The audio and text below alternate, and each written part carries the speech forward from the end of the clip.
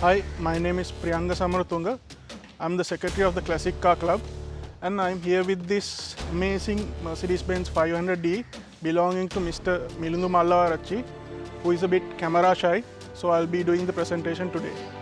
The 500D has a 5-litre 5000cc V8 engine. It's the M119 engine from the race-bred Le Mans winning race cars from Team Sauber, which won the Le Mans This goes on to win Le Mans for the first time since 1952. endurance races in 1989 with the same engine.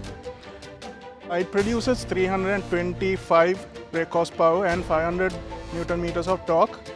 0 to 100 takes about 5.5 seconds. The top speed is electronically limited to 250. At the time of its production, this was one of the fastest four-door sedans in the world, if not the fastest. Although this is a Mercedes Benz, it was actually built by Porsche. What happened was, when Mercedes wanted to put a huge 5-litre engine in their E Class sedan, they couldn't fit this car in their assembly line. So they contracted Porsche, which was about few miles away. They had their factory, and Porsche actually hand-built this car in their factory alongside the 911s and the 959s. So you could say this was the first four-door sedan Porsche made long before the Panamera. The current owner acquired this car from a customs auction and proceeded to restore it. A mild restoration was needed before it was roadworthy again.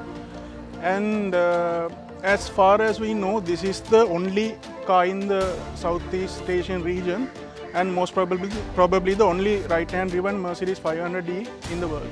I've gotten to drive this car quite a bit now. The cool thing about this car is it is very unassuming. To the untrained eye, it looks like a normal, your dad's old Mercedes sedan. But only when it shoots past you like a rocket, and people go like, what the hell was that? I love the fact that it is a sleeper car from the factory itself.